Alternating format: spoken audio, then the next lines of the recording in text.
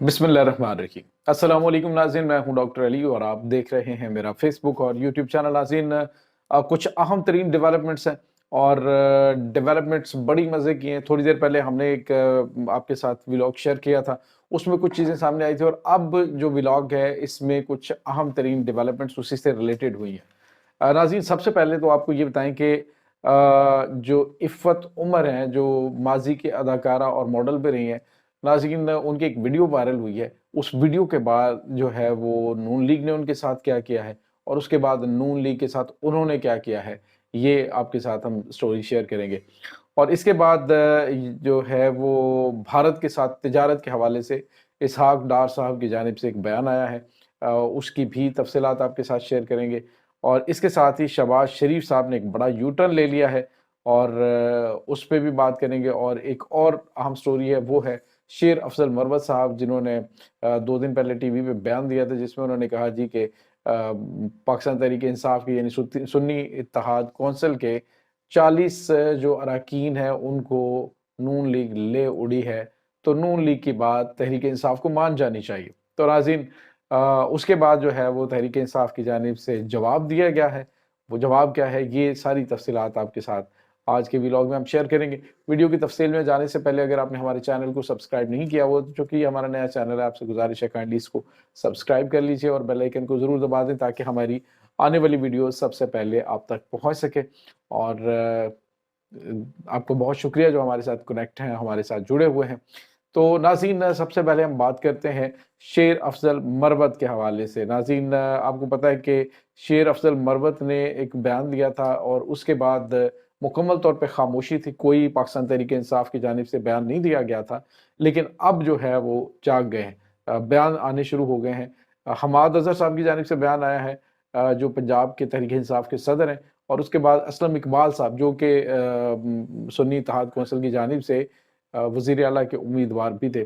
तो वो वैसे तो रूपोश हैं, लेकिन उनकी जानिब से बयान आया है जिसमें उन्होंने कहा जी कि ये जो कुछ इस तरह की बात की जा रही है, ऐसी कोई बात नहीं है।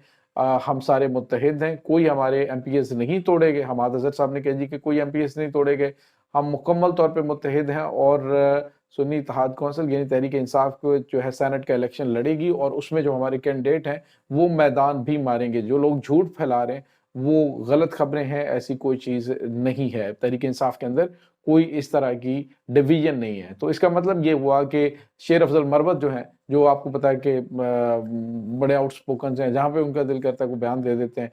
तो अब जो है वो उनको भी जो है ज़रा सुकून आएगा, उन्हें झूठा कहा गया, दूसरे लफ्ज़ों में यही कहा जा सकता है। और आपको पता है कि अज़हर मिशवानी की जानिब से भी कल कहा गया था कि जो मिशाल यूसुफज़ई है उसके ज़रिए पैगाम मरवत साहब आपको भेजा गया था कप्तान की जानिब से कि आप जो है वो अपने आप में रहा करें और पार्टी पॉलिसी के ऊपर जो है वो आप मीडिया के ऊपर बात ना किया करें। You are not Tehreek-e-Insaf spokes person. तो ये नाज़रीन इस वक़्त चल रहा है। तो दूसरी जानिब नाज़रीन, जो बड़ी और दूसरी अहम स्टोरी है वो है ये जो है वज़ीर आज़म शहबाज शरीफ साहब के हवाले से। तो नाज़रीन, इससे पहले हम बात करेंगे इफ़्फ़त उमर के हवाले से। नाज़रीन, इस इफ़्फ़त उमर जो है, आपको पता है कि ये माज़ी की अदाकारा भी हैं, अदाकारी अभी भी करती हैं, लेकिन पहले ज़्यादा एक्टिव थीं, अभी जो है वो बहुत ज़्यादा एक्टिव नहीं है। तो इफ़्फ़त उमर जो है वो तहरीक-ए-इंसाफ की बहुत बड़ी नाक़द, उन पे बहुत ज़्यादा तनकीद और खुल्लम-खुल्ला इमरान खान पे तनकीद करती थी। लेकिन इसके साथ ही वो नाज़रीन ज़्यादा जो है वो सपोर्ट किसको करती थी? नून लीग को ज़्यादा सपोर्ट करती थी। अब उनकी एक वीडियो वायरल हुई है नाज़रीन, ये पहले भी वीडियो मीडिया पे थी लेकिन अब दोबारा हुई है, जिसमें वो किसी पार्टी के अंदर डांस कर रही हैं। और इस वीडियो को नून लीग के एक ऑफिशियल ट्विटर हैंडलर की जानिब से शेयर किया गया। सनाया भट्ट उनका नाम है, आई डोंट नो कि ये औरत है या मर्द है, बहरहाल उन्होंने शेयर किया और उन्होंने कहा जी कि ओवरसीज़ आंटियाँ मुजरों की रिहर्सल करते हुए कि ताकि रमज़ान के बाद जो है वो धरनों के अंदर ये परफ़ॉर्म कर सकें। इसके बाद नाज़रीन, पहली बात तो ये है कि ख़वातीन के जो भी मामलात होते हैं उसमें एहतराम की ज़ुबान इस्तेमाल की जानी चाहिए। तो अब जो है वो इफ़्फ़त उमर भी बोल पड़ी। इफ़्फ़त उमर ने कहा है कि ये जो नून लीग का ट्विटर हैंडल था जहाँ से ये वीडियो शेयर की गई, उसमें उन्होंने कहा कि मुझे बड़ा अफ़सोस होता है कि इतने साल में आप लोगों के नैरेटिव को सपोर्ट करती रही हो। मुझे शर्मिंदगी हो रही है कि किस टाइप के आपके लोग हैं। आपको कम से कम जो है वो देखना चाहिए कि एक फैमिली हमारा फंक्शन था जिसके अंदर मैं वो ڈانس کر رہی تھی، تو وہ ویڈیو جو ہے اس کو شیئر کر کے انہوں نے غلیظ اور گھٹیا زبان استعمال کی۔ ناظرین ڈیفینیٹلی نہیں ہونی چاہیے اس طرح کی، خواتین کا احترام کیا جانا چاہیے۔ اس طرح کی جو لینگویج ہے وہ ویسے پاکستان تحریک انصاف کے اوپر تنقید کی جاتی ہے جی کہ ان کے جو ووٹر سپورٹر ہیں وہ بڑے بدتمیز ہیں اور اس طرح کی چیزیں وہ کرتے رہتے ہیں، لیکن اب جو ہے وہ ان کی جانب سے خود اس طرح کی چیزیں کی جانے لگی۔ عفت عمر کو جواب دینا پڑ گیا، انہوں نے کہا جی کہ بائے بائے ٹاٹا، آپ کو بہت سپورٹ کر لیا ہم نے۔ اب ناظرین ایک اور جو بڑی خبر ہے وہ ہے وزیر اعظم شہباز شریف صاحب کے حوالے سے۔ ہم نے آپ کو بتایا تھا جو پریویس ولاگ ہے اس میں کہ انہوں نے ایک اقتصادی رابطہ کمیٹی جو ہے وہ بنائی تھی، اور اس میں انہوں نے جو وزیر خزانہ ہیں جو اورنگزیب صاحب ہیں ان کو سائیڈ لائن کرنے کی کوشش کی تھی۔ انہوں نے 22 مارچ کو ایک کمیٹی بنائی اور اس کمیٹی کے اندر انہوں نے خود کو اپنا اس کمیٹی کے سربراہ بنایا۔ اس کے بعد انہوں نے اس میں کمیٹی کا ممبر اسحاق ڈار کو بھی بنا دیا، لیکن ناظرین اس کے بعد پھر جو ہے وہ تنقید کافی زیادہ ہوئی، تو تنقید جو ہے وہ آس پاس کی تو خیر وہ کیئر ہی نہیں کرتے، تو ان کو تنقید کا سامنا پھر وہاں سے کرنا پڑا جہاں سے جب تنقید ہوتی ہے تو پھر اس کے ساتھ جو ہے وہ طبیعت بھی صاف ہوتی ہے، تو وہاں سے یقینی طور پہ کوئی آئی ڈونٹ نو کہ آیا یا نہیں، لیکن یقینی طور پہ وہیں سے کچھ آیا ہوگا۔ تو اس کے بعد شہباز شریف صاحب نے ناظرین کیا کیا کہ اس اقتصادی رابطہ کمیٹی کو ہی دوبارہ سے تشکیل دیا۔ تشکیل دے کے انہوں نے کیا کیا کہ بہت رسوا ہو کر تیری محفل سے ہم نکلے، تو اس میں خود بھی اس کمیٹی سے نکال دیا گیا انہیں، اور اس کے بعد اسحاق ڈار صاحب کو بھی وہاں سے فارغ کر دیا گیا۔ تو ناظرین آپ اندازہ لگائیے کہ جو حکومت آپ اندازہ لگائیں کہ وزیر اعظم ہے پاکستان کے، ایک کمیٹی کے اندر انہوں نے اپنی سربراہی کے اندر وہ کمیٹی بنائی، اسحاق ڈار صاحب کو ڈالا، پھر جو ہے وہ یو ٹرن لے کے اس کو جو ہے وہ فوری طور پہ ختم کر دیا۔ سوال یہ پیدا ہوتا ہے کہ اس طرح کی مطلب لولی لنگڑی سی گورنمنٹ کی جس میں وزیر اعظم ایک فیصلہ کرے گا تو اس کے بعد اگلے ہی 24 گھنٹوں میں اسے یو ٹرن لینا پڑ جائے گا، تو میرے خیال میں اس طرح کی گورنمنٹ کے اوپر تھوکنا چاہیے، لیکن کیا کریں کہ بہرحال کر رہے ہیں گورنمنٹ۔ اور ناظرین یہاں پہ آپ کو ایک اور بات میں بتا دوں، محسن نقوی صاحب کے جو پسندیدہ آفیسرز تھے جن کو لگانے کے حوالے سے انہوں نے شہباز شریف صاحب نے فائل کو روکا تھا، اب وہ آفیسر بھی لگیں گے، محسن نقوی صاحب کی مرضی کے لگیں گے، اور وہ سارے کے سارے وہاں پہ اسلام آباد کے اندر اپنا پرفارم کریں گے، اور جو میاں صاحب ہیں وہ کچھ بھی نہیں کر پائیں گے۔ اس سے پہلے آپ کو بتایا کہ وارسا کا چیئرمین انہوں نے لگایا تھا تو پیپلز پارٹی نے شور مچایا، تو اگلے دن انہوں نے یو ٹرن لے لیا۔ تو ایک وزیر اعظم ہے تو آپ کی کم از کم کوئی کریڈیبلٹی تو ہونی چاہیے، آپ کے اندر کوئی پاور ہونی چاہیے آپ کے پاس۔ اگر اس طرح کی گورنمنٹ کرنی ہوتی ہے تو میرے خیال میں تو اس طرح کی گورنمنٹ کا فائدہ کوئی نہیں ہے۔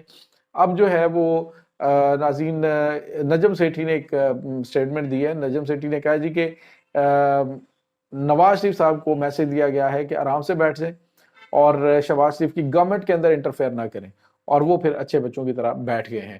انہوں نے کہا جی کہ یہ معاملات جو ہے وہ نہیں چلنے والے، زیادہ دیر یہ چلنے والا نہیں ہے یہ پیریڈ۔ تو ناظرین مجھے تو وہی گانا آ گیا، ہائے نہیں میرا بالم ہے بڑا ظالم، مینوں کدی کدی کردا ہے پیار نہیں تے ماردا ہے چھمکاں دی مار۔ تو یہ جو چھمکاں دی مار ہے نا بات بات پہ، یہ ویسے اچھی نہیں ہوتی، تو اس سے بندہ جو ہے وہ بعض اوقات باغی بھی ہو جاتا ہے، لیکن باغی ہونے کے لیے بھی بندے کے اندر کرج ہونی چاہیے ناظرین۔ اب پتہ چلا ہے کہ جو مینڈیٹ نہیں ہوتا تو پھر اس طرح کی جو جمہوری گورنمنٹ ہے وہاں پہ پھر کس طرح کے فیصلے کرنے پڑتے ہیں۔ کوئی بھی آپ فیصلہ کر لیں وہ آپ کا اپنا نہیں ہوتا، بلکہ وہ کہیں سے حکم آتا ہے اور پھر حکم کی بجا آوری ہوتی ہے۔ تو یہ ناظرین اس وقت وزیر اعظم صاحب کے ساتھ چل رہا ہے، بہرحال ان کے لیے بیسٹ وشز ہیں اور ان کے لیے دعائیں ہیں ہماری۔ دوسری جانب ناظرین اسحاق ڈار صاحب نے بات کی ہے کہ جی جو تاجر ہیں پاکستان کے وہ چاہتے ہیں کہ ہندوستان کے ساتھ ٹریڈ کی جائے۔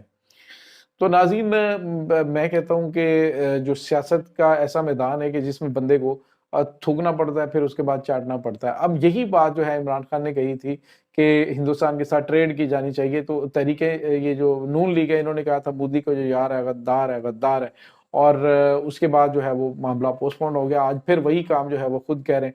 تو ناظرین اس میں کوئی حرج نہیں ہے۔ آپ دیکھیں کہ جتنے بھی ممالک ہیں وہ اپنے ہمسایوں کے ساتھ ٹریڈ کرتے ہیں۔ چائنا جو ہے وہ بھارت کے ساتھ ٹریڈ کرتا ہے، گلوان کی وادی کا جو کنفلکٹ ان کے ساتھ تھا، جھگڑا بنا تھا پچھلے سال، اور ناظرین اس میں کافی بڑھ گیا تھا معاملہ، لیکن اس کے باوجود ایک سال کے اندر تقریباً 100 ارب ڈالر کی ٹریڈ کی تھی بھارت کے ساتھ چائنا نے۔ تو چائنا کر رہا ہے، اس کے بعد افغانستان ہے، ایران ہے، تو پاکستان کے جو ہمسایہ ممالک ہیں اس کے ساتھ پاکستان کو ٹریڈ کرنی چاہیے. ٹریڈ جو ہے وہ ایک زبردست چیز ہے جس سے پاکستان کے اندر جو چیزیں کم ہیں وہ ذرا تھوڑی سی سٹیبل ہو جائیں گی, اور دوسرا ٹریڈ سے جو تاجر ہیں وہ خوشحال ہوں گے, معاملات جو ہے وہ بہتر ہوں گے, بہتری کی جانب جانے چاہیے. اب اگر اسحاق ڈار صاحب کہہ رہے ہیں جی کہ تاجر کہہ رہے ہیں کہ بھارت کے ساتھ ٹریڈ ہونی چاہیے, تو اس پہ ڈیفینیٹلی پھر اگر آگے بڑھنا ہے آپ نے تو ٹریڈ کے حوالے سے بڑھیں. باقی رہی بات کے مسائل کے حوالے سے, تو مسائل بہت سارے ہوتے ہیں. اب سعودی عرب اور ایران کے کتنے تعلقات خراب تھے, اب انہوں نے اسلحے کی ڈیل بھی آپس میں کر لی ہے. تو یہ جو معاملات ہیں ان کو اور طرح سے ذرا دیکھنا چاہیے. پاکستانی قوم جو ہے وہ بڑی جذباتی سی قوم ہے, بعض اوقات بڑی جذباتیت والے باتیں جو ہے وہ کرنا شروع کر دیتی ہے. تو رہی بات کشمیر کے حوالے سے, تو کشمیر کو وہ ہم لاکھ شور مچاتے رہے, کشمیر کا معاملہ وہ ہڑپ کر چکے ہیں, اور پوری دنیا اقوام متحدہ جو ہے بے بس ہے, امریکہ بے بس ہے. رہی بات ہماری, تو ہمارے اندر کتنی کیپیسٹی ہے, ہم پہلے آلریڈی کتنے محاذوں کے اوپر الجھے ہوئے ہیں. تو یہ چیزیں جو ہیں وہ بہرحال یہ کتابی باتیں اب رہ گئی ہیں. ہونا یہ چاہیے کہ خوشحالی کے لیے تمام کے تمام جو معاملات ہیں ان کو بہتر کرنا چاہیے. یہ جو پاکستان کی خارجہ محاذ ہے اس پہ ان کو تعلقات کے حوالے سے دیکھا جائے تو افغانستان کے ساتھ بھی تعلقات بات چیت کے ذریعے حل کرنے چاہیے. جنگ کسی مسئلے کا حل نہیں ہوتی, لڑائیاں کسی مسئلے کا حل نہیں ہوتی. اگر کسی نے کوئی در اندازی کی تو پاکستان نے اس کو دگنی طاقت سے جواب دیا ہے, اور اس کے بعد اس کی طبیعت بھی صاف کی, بعد میں پھر بات چیت کے ذریعے مسائل ہی ہمیشہ حل ہوتے ہیں. تو ناظرین یہ اس وقت تازہ ترین اپڈیٹ ہے. اس تمام صورتحال کے بارے میں آپ کا کیا کہنا ہے؟ کمنٹ سیکشن میں اپنے خیالات کا اظہار ضرور کیجیے گا. انشاءاللہ ملتے ہیں ایک نئی ویڈیو میں, تب تک کے لیے اپنا بہت سارا خیال رکھیے گا. اللہ حافظ.